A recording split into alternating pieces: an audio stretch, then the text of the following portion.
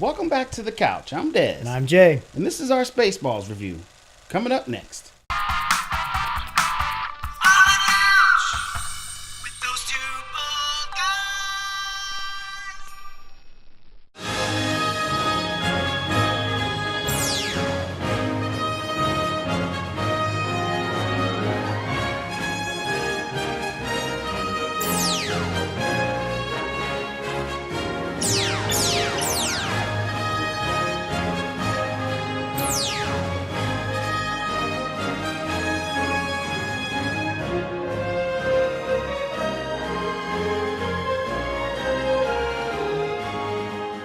Spaceballs came out in 1987 and you were a young lad.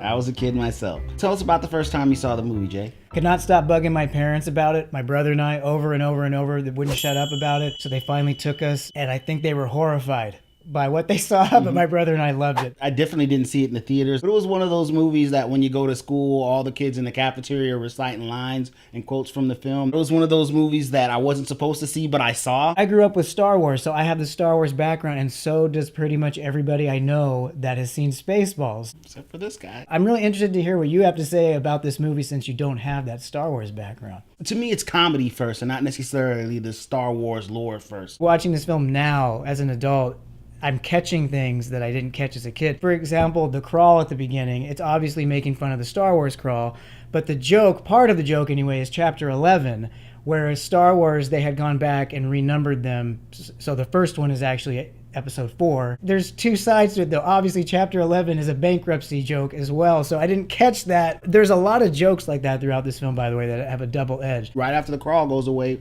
we have this long opening of the ship that takes 30 minutes to get completely across the front of the screen.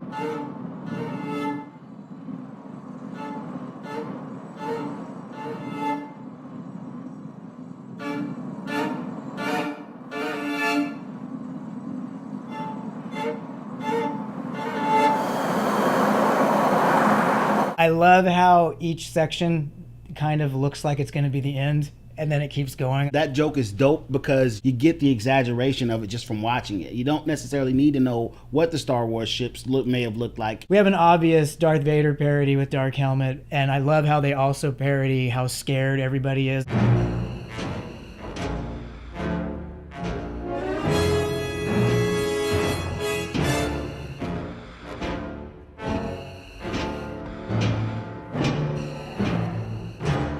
I love the little tie that he had, tie and shorts. That is the epitome of terror right there. Bill Pullman's in this. Bill Pullman's done a lot of dramatic stuff too now, so it's interesting going back watching him in this crazy role. You know him mainly for serious roles, and then he was so good in this comedic role. Now looking back, it's interesting to see how many funny people were actually involved in this film. Bill Pullman was the exception, actually. We got to talk about the mastermind behind it all, Mel Brooks. Spaceballs the doll, me.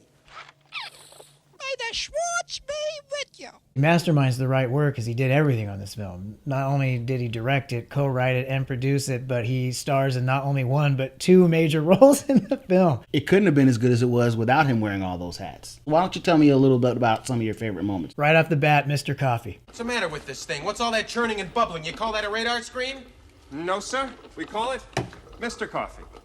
Care for some? Yes! I always have coffee when I watch radar. You know that. Of course I do, sir. Everybody knows that. Of course we do, sir! Now that I have my coffee, I'm ready to watch radar.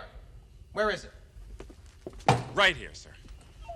There's a pattern throughout this film where they kind of break the fourth wall. They make comments where they know they're making a movie. Once we kidnap the princess, we can force her father, King Roland, to give us the combination to the air shield, thereby destroying planet Druidia and saving planet Spaceball. Everybody got that? We got Princess Vespa back on planet Druidia, and this is where the Spaceballs are headed because they want to steal all their precious air. She has to marry the last prince in the galaxy, Yeah, I said it, Princess. That's what the priest does. He calls him a princess. Hey, all right. Princess Valium. I'm sorry, it's the hair. I love this because you got a very Jewish style priest in a very Catholic outfit, by the way. Yes, yeah, I noticed that too. He's trying to, hold this ceremony and be really serious, and she's not having it. We are gathered here on this most joyous occasion to witness Princess Vespa, daughter of King Roland, going right past the altar, heading down the ramp and out the door. Then we're introduced to our heroes. You got Barf, the Chewbacca parody, played by John Candy, and then you got Lone Star.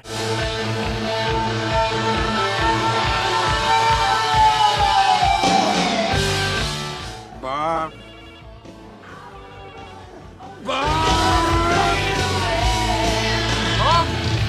I love how the song they're listening to is Bon Jovi. It's another fourth wall break. Here we are in a galaxy far, far, far, far away, if I remember right. Bon Jovi and Star Trek exists and all these things. Coming up, Pongo's review of Rocky 5,000.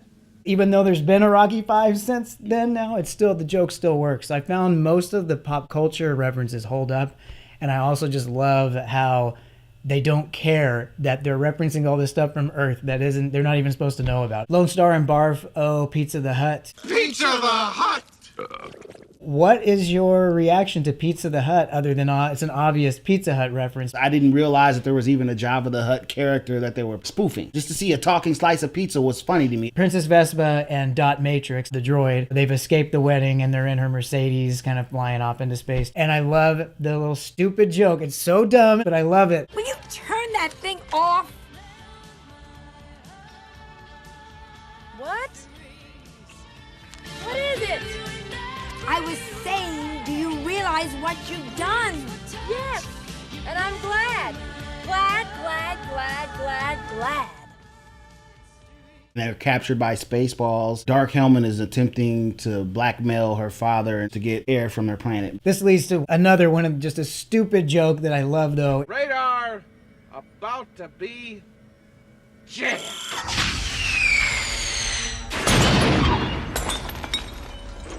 Michael Winslow was in that particular scene. He didn't really have to have a major role. You just kind of put him there and gave him a blank canvas and just let him do his thing. Can I talk this over, please, sir?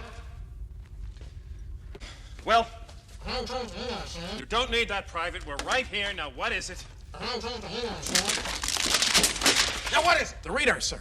It appears to be jammed. There's only one man who would dare give me the raspberry. Lone Star!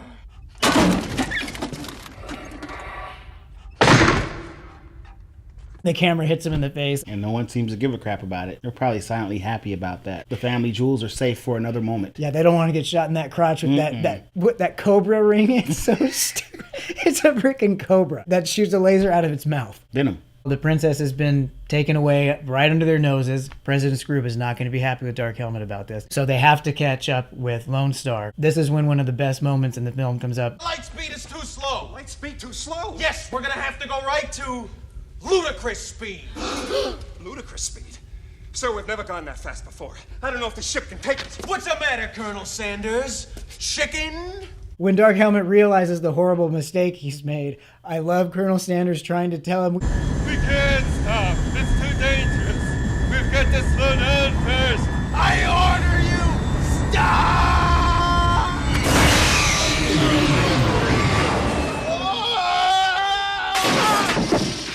they overshoot Lone Star, I think he says by a week and a half. And they go to Plaid. How does that joke play for you? Because it is specifically making fun of the hyperspeed in Star Wars and the way it looks and everything. Did it matter to you at all? Or? No, because it's the escalation of the exaggeration that's the joke. So it works regardless if you know what they're playing off of or not. That's what I presume, but I don't know since I have the Star Wars background. I can't get it out of my head. With the way some of the jokes were written, you can kind of pick up on, well, this must have happened in Star Wars. Spaceballs actually helped me improve my vocabulary skills. I looked up the word ludicrous as a kid just because of Spaceballs. So there you go. It's an educational film, Des. It took me all these years to find out Ludacris was a rapper. They're going to set course for planet Juridia and go back and drop the princess off.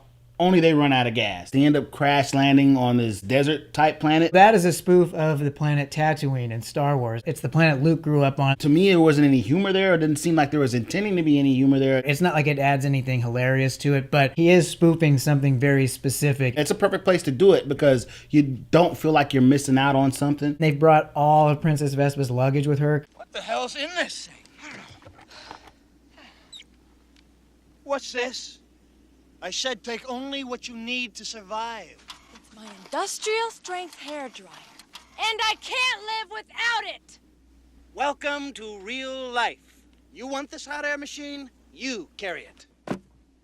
They then continue to carry the chest empty. The idea is to get crazy, a little bit crazier, a little bit more crazy, and then go to Crazy Town. And Crazy Town is carrying an empty chest that you don't need to carry. The blazing sun comes overhead. We aren't going to get very far once that blazing sun gets overhead.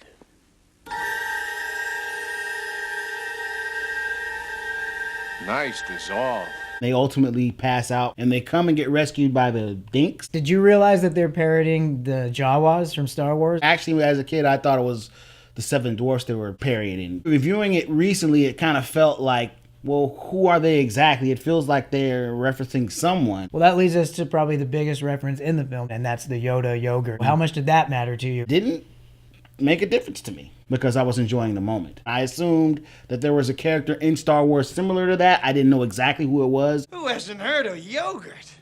Yogurt the wise. Yogurt the all-powerful. Yogurt the magnificent. I'm just plain yogurt. Yogurt is talking to Lone Star about merchandising. Spaceballs, the coloring book, it seemed to have a picture of Optimus Prime on the cover. I was actually going to ask you if you noticed that. Of course I noticed that. Merchandising, where the real money from the movie is made. Spaceballs the t-shirt. Spaceballs the coloring book. Spaceballs the lunchbox. Spaceballs the breakfast cereal.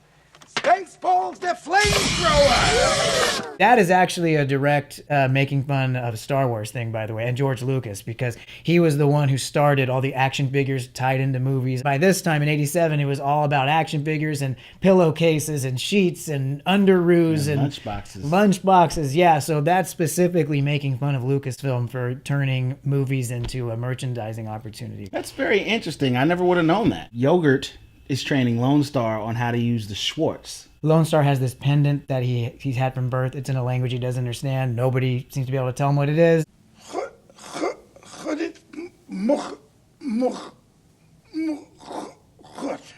You can read it.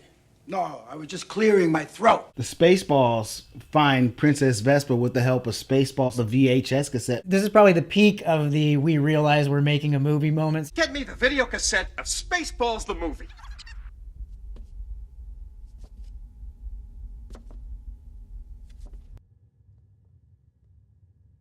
What the hell am I looking at? When does this happen in the movie? Now. You're looking at now, sir. Everything that happens now is happening now. What happened to then? We passed then. When? Just now. We're at now.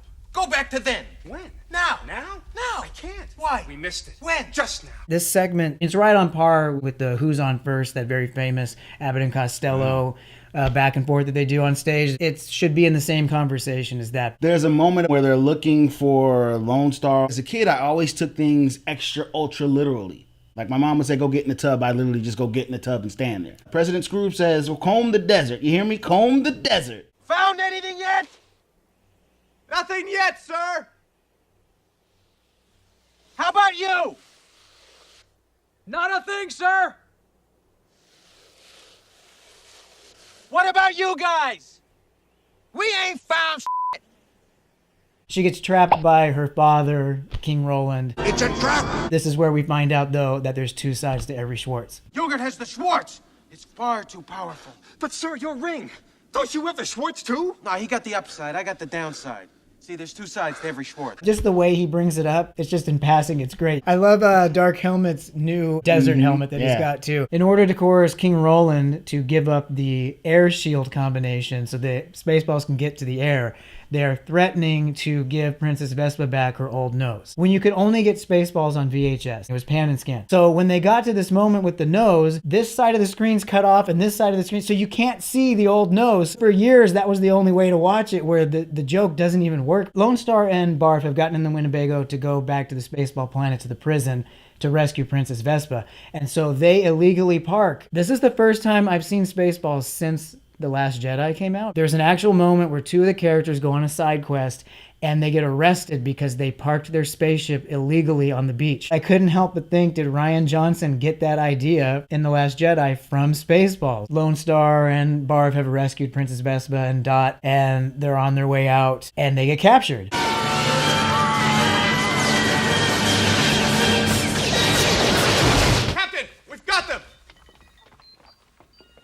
You thought you could outwit the imperious forces? You idiots! These are not them! You've captured their stunt doubles! Search the area! The Spaceballs are finally going to take all the air from planet Druidia, and it's a very clever way that they went about getting that done. It's not just a spaceship.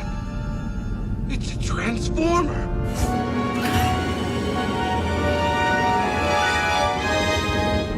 It's changing into A gigantic maid. with a vacuum cleaner. So that's how they're gonna get the air out. They've sucked all the air out into the airbag of the vacuum. Lone Star uses his Schwartz power, saves everybody on the planet, and now they've got to go destroy Mega Maid. We learn that Dark Helmet is absolutely nothing to Lone Star. Before you die, there is something you should know about us, Lone Star. What?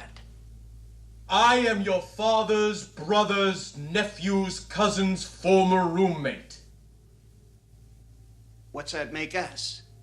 Absolutely nothing. We also get Dark Helmet's view on life. Now you see that evil will always triumph, because good is dumb. We find out Lone Star's ring, Yogurt tells us it came from a Cracker Jack box. I lost the ring. Forget the ring. The ring is bupkis. If you go back and you go to the lifting of the statue part, what does Yogurt do? Give me the ring. Give me the ring, quick. I know it's just a dumb movie, but if the ring didn't matter, why did you need it to save Barf? After we have this awesome Schwartz sword fight, Lone Star is able to hit the self-destruct button, and they got X amount of time to get out of Mega Maid before she completely explodes. He hits the self-destruct button in a very creative way. 3, 2,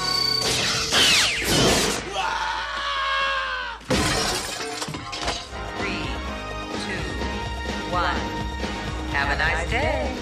Thank you.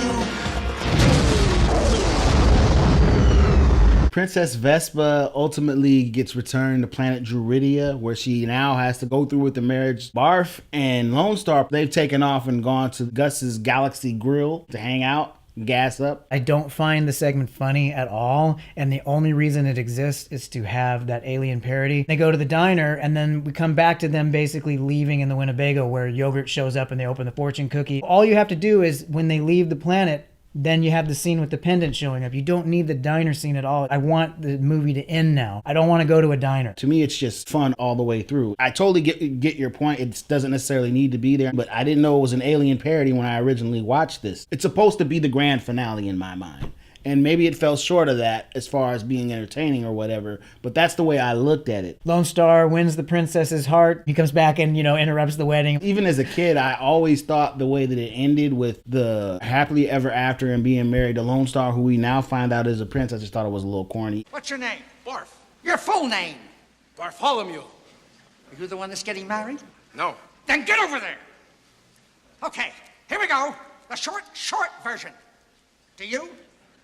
Yes. Do you? Yes. Good, you're married. Kiss her. Okay, Des, I think it's time to sum up Spaceballs. What I really appreciate about this film is that you can still enjoy it and pretty much get all the vast majority of the jokes without having to have any prior attachment to the movies that they're parodying. And that's a testament to the way they wrote it, as well as the comedic actors that brought it to life. I'm going to give Spaceballs 3.5 shiny bald heads. Spaceballs still holds up really well, even with the pop culture references. 90% of the jokes land. I do think it's probably a little too raunchy for a PG rating. The cast is great, the performances are great, even the music's great. I mean, who doesn't love that Spaceballs jam at the end? I mean, come on now. I'm going to give it 4 out of 5 shiny bald heads.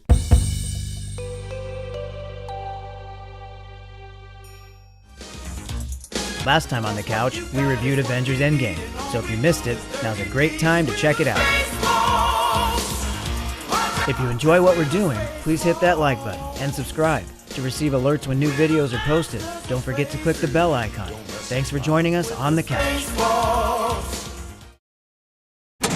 Lord Helmet, what? You need it on the bridge, sir. Knock on my door! Knock next time! Yes, sir. Did you see anything? No, sir. I didn't see you playing with your dolls again.